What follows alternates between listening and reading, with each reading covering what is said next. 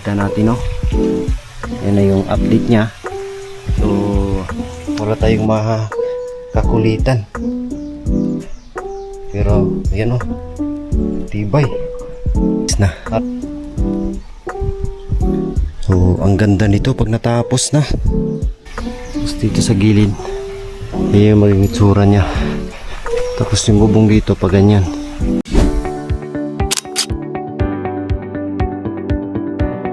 Bye! Yung ginagawa ni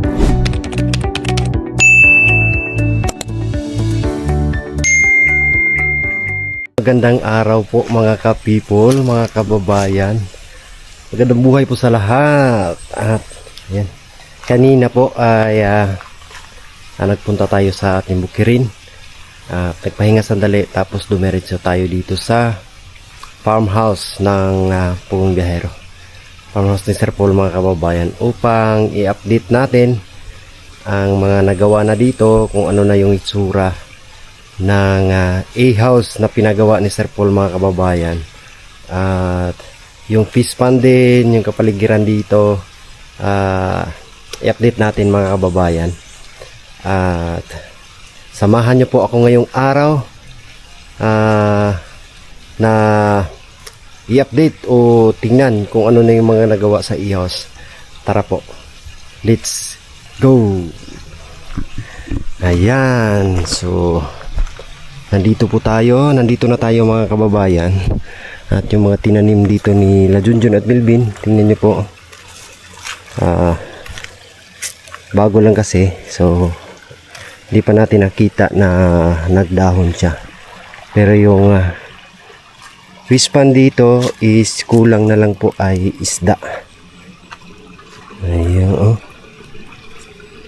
Nandito na yung may tubig na, tapos may mga lumot-lumot na, oh. Maganda yan sa isda, mga kababayan, na may makakain-kain sila habang walang hindi pa sila sinasaburan. Oh, isda na lang talaga yung kulang dito.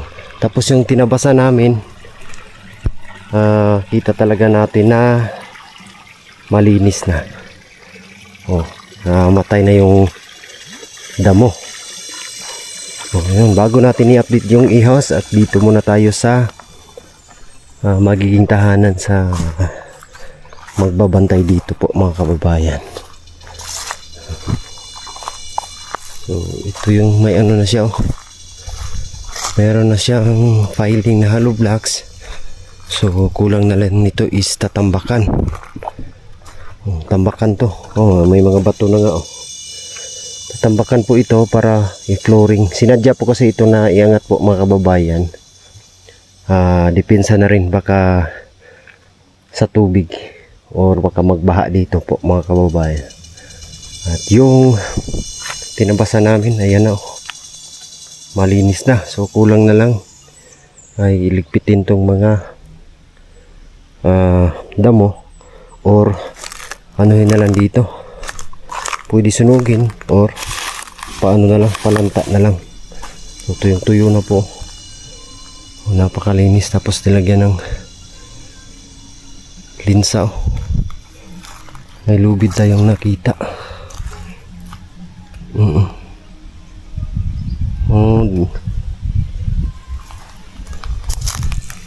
Dinagdagan ang tanim nila dito, Junjun. Ayan, malinis na. So ayan, dito tayo sa A-house, update natin. At sa nakita po natin, walang tao rito. Siguro may importanteng nilakad sila Unil siguro. Ngayon po ay Wednesday, Miyerkules po ngayon. Walang nagtrabaho dito. Ayan. Meron siguro silang importanteng lakad or ginawa. So gayon pa man, andito pa rin tayo para i-update sa inyo itong A-house. Ayan, oh. Meron na siyang nakaabang na bakal para sa flooring.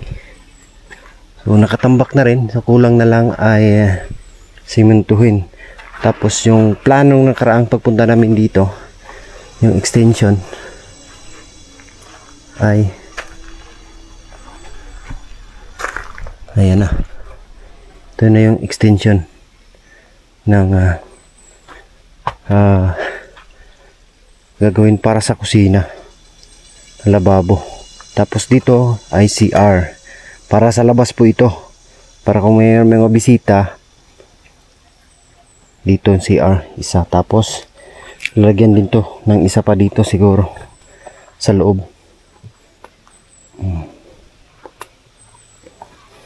Yan yung itsura nya. So medyo lumaki-laki na. Kasi mabawasan to pag dito ilagay yung ang kusina. So dinagdagan ni sir po nilagyan ng extension. Tapos sa taas, ayun, akyatin natin po para makita nyo mga kababayan. Akyatin natin sa taas, pero hanap tayo ng daan. Saan dadaan dito? So wala akong nakikita ng hagdan. So hanap tayo. Saan tayo dadaan? Dito siguro. So ang poste po nito is number 3 na galvanized na bakal. So D40, makapal, matibay. Ito yung daanan.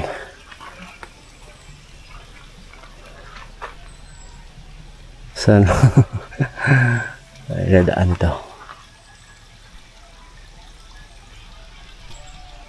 Tapos tayo.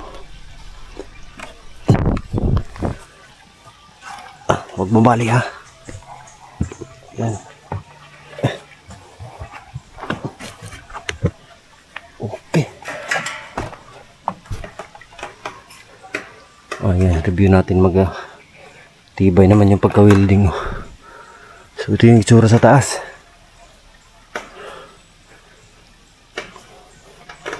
May nakaabang na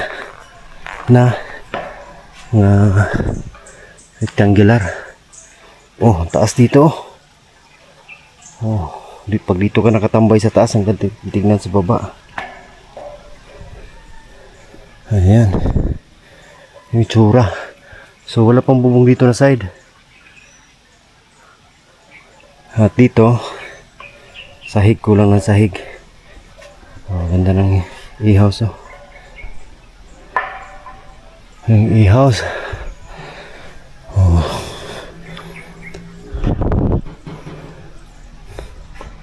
Ito yung itsura sa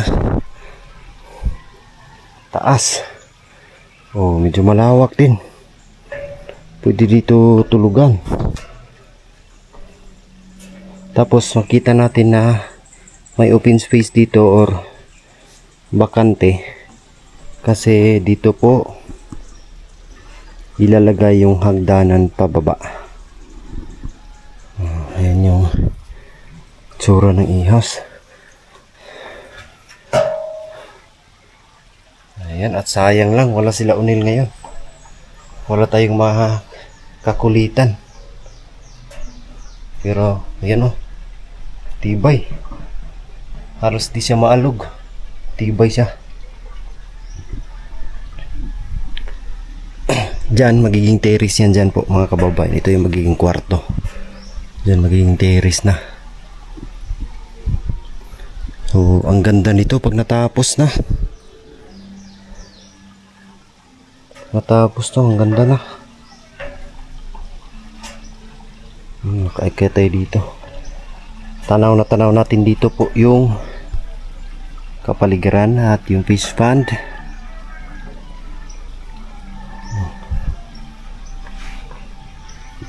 Ang ngayero pa doon dito yan lagay.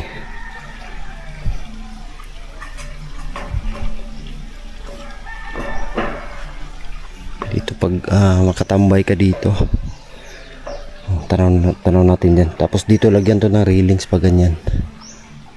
Tingnan na lang natin ang pagkatapos nito.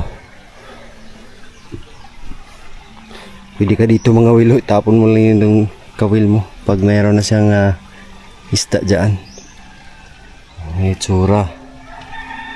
Yung update.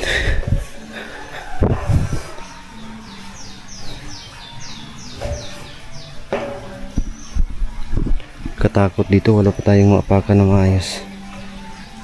Tibay siya oh.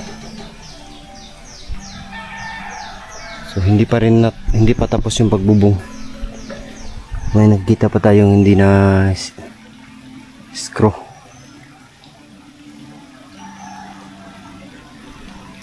Tapos dyan lang yung ilog po. Pakalinaw ng tubig at maririnig po natin yung agos ng tubig. Ang sarap sa tenga, ang sarap pakinggan. Grabe. Kunting-kunti na lang to. Ba tayo?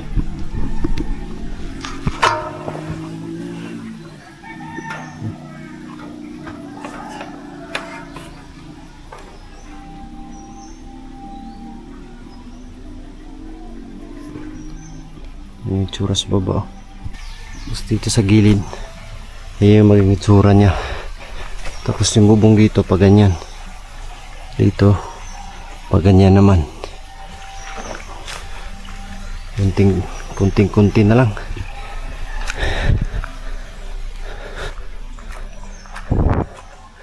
Tapos dito naman meron siyang pintuan papasok doon. Dito sa likod, ito natin tignan. Oh, ganda naman yung itsura niya oh. Ito sinadya to, nalagyan ng CR sa labas. Kasi pag may mga bisita, maraming tao, o may mamasyal dito, so hindi na papasok sa loob. Meron na siya dito sa labas, matik na. At kung maging resort dito, lagyan to ng swimming pool. Oh, diba na? Ang ganda po eh. Ang ganda. Ang ganda ng PB farm.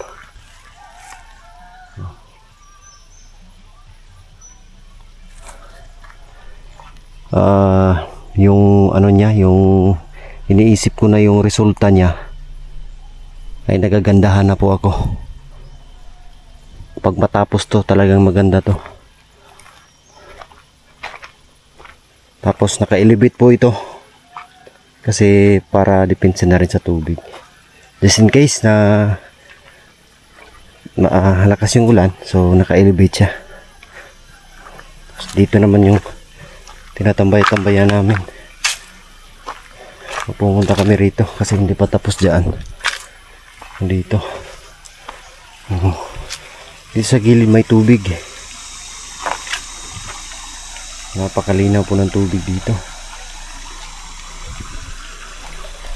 Galing po ito dun sa bundok.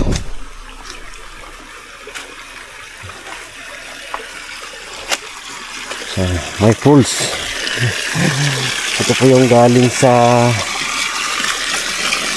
doon sa fish pond. Ayun na ng tubig po. Kalinaw. So pwede siya lagyan ng mga bato, harangan ng mga bato para may linaw na pwede liguan.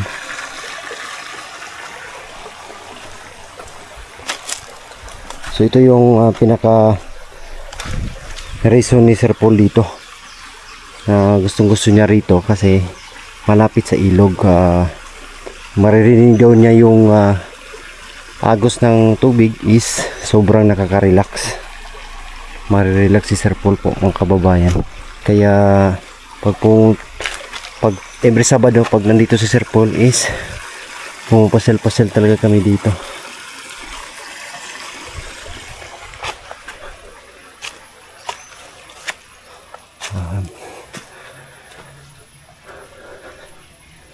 Kunting tiis na lang, matatapos na yan. So yun nga mga ka-people, na update natin yung farmhouse number 2 ni Sir Paul dito sa Saloy. At nakita natin yung update at progress sa ginagawa. Kunting-kunti na lang po ito matapos. So hindi ko ma-estimate po kasi hindi tayo yung gumawa. Pero nasa mga ilang buwan na rin na umpisahan ito. At ayan na po, makikita natin, no. Yan na yung update niya. So ngayong araw po, kahapon pala ay dumating si Sir Paul dito na sa Pilipinas. Galing sila Hong Kong, nagbakasyon sila kasama si GR, si Jason. Ayan, nakikita natin ang ganda ng Hong Kong mga kababayan. At sana soon makapunta din tayo dyan sa lugar na yan, in God's will. At sa susunod na araw po mga ka-people ay abangan nyo po kami sa aming babalik misyon, sa pagbalik ni Sir Paul dito. So akyat kami ng bundok mga kababayan. At nakabili na kami nila Lord J ng aming mga gagamitin sa paglalakad sa malayo. And super excited na po kami mga kababayan na maglakad doon sa malayong lugar. Sana matiwasay yung aming pagpunta doon. Ang pupuntahan naming panibagong sitio po ay doon sa Katagbakan. So sa unahan lang po ng Langilan. So ang Langilan po ay lalakarin ng 1.5 oras papunta doon sa Langilan, pero medyo malayo daw po yung Katagbakan. Aabutin po daw ng Tagabaka. Aabutin daw ng 3 oras. Galing mismo yon doon sa Langilan lang. So medyo malayo po mga ka-people. So nasabi nila ay hindi pwedeng diretsuhin galing doon sa iniwanan namin sa sasakyan, didiretsuhin ang Tagabaka, dadaan ng Langilan. So hindi daw kakayanin. Aabutin daw ng mga kalahating araw. Nakakapagod kasi mahirap yung daan. So ang gagawin namin ay mag-sleep over muna kami doon sa Langilan, tapos sa kinaumagahan ay maglalakad kami papuntang Tagabaka. So I hope na marami yung sasama para mas enjoy po mga kababayan, mas lingaw kung daghan ang mukuyog. So I hope na marami yung team, sa team ang available na makasama sa amin para enjoy ang aming paglalakad at mapapawi yung pagod po mga kababayan. So tayo naman, naka-ready na tayo. Kahapon namili kami ni Lord J ng mga gagamitin namin, mga sandals, bag. Tapos naka-order na din tayo ng duyan na medyo maliit lang at magaan dalhin. So pinaghandaan talaga namin ang pag-akyat doon po mga kababayan. Sana suportahan nyo kami sa aming mga ginagawa at na makatulong sa mga kababayan natin na nangangailangan. So abang-abang lang po tayo mga kababayan at lagi natin suportahan po si Sir Paul at saka yung buong PB team. At sana po huwag nyo po akong kalimutan na suportahan din at i-subscribe nyo po ang ating munting channel po, ang PB Peter Paul, at saka yung ating Facebook page. Follow nyo rin po mga kababayan. Sa ganon ay marami pang makapanood sa mga ginagawa namin. Although katuwang lang tayo ni Pugong Biyahero, pero ang puso natin ay para sa ating mga kababayan. So yun lang po, at gusto kong pasalamatan ang lahat ng sumusuporta sa buong Pugong Biyahero team. Kay Ma'am Aileen, thank you so much. Kay Peter Redemption, sa lahat-lahat po ng mga sumusuporta sa akin, thank you sa inyong lahat. Sa mga charity viewers na laging nandyan, taos puso po kayong pinapasalamatan. Sa mga hindi nag-skip ng ads, thank you so much po. At patuloy lang po kayong sumuporta. Nasa ganun ay marami pa kaming mga mapuntahang lugar at madiscover na panibagong lugar na mga katutubo o kahit hindi man katutubo, pero talagang sila yung nangangailangan mga kababayan. Dahil din po sa inyo, narito kami ngayon at kayo din po ay ang inyong panonood ay tulong din po para sa mga kababayan natin na natulungan at saka matutulungan pa. So, huwag niyong isipin na nanonood lang po kayo. Isa din po kayo sa mga tumutulong. Ma-share yung blessings. At syempre yung mga sponsors, ayan, thank you so much. Sa mga 30 viewers, yun po, thank you sa inyong lahat. Hindi na ako magtatagal dito, uwi na ako kasi wala rin sila unil dito, walang tao sa kanila, so wala tayong makausap, so tayo lang mag-isa yung pumunta rito mga kababayan natin. Kusa lang akong pumunta dito para makita ang update sa pinagawa ni Sir Paul. So yun lang po, thank you sa inyong lahat. God bless po, I love you, bye bye.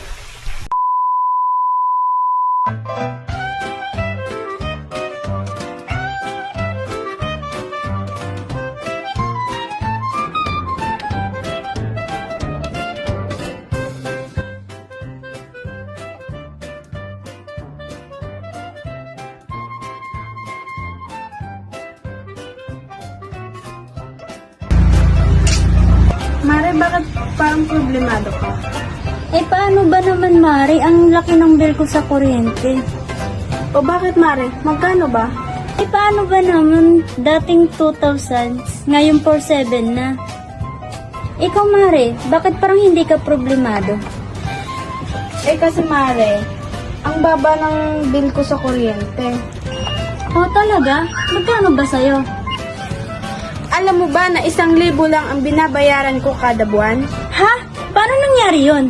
Dahil sa PB Team Solar, bumaba ang bill ko sa kuryente. Paano nangyari yun? Libre na ang ilaw namin sa bahay. Dahil ang PB Team Solar ay merong mga solar lights tulad ng floodlight, street light na nagbibigay liwanag sa bahay namin. Alam mo ba, ito ay powered by solar. Kaya naman, talagang nakakatipid kami. Uy, Mari, narinig ko yung pinag-usapan niyo. Saan pwede umorder? Mag-message ka lang sa PB Team Solar.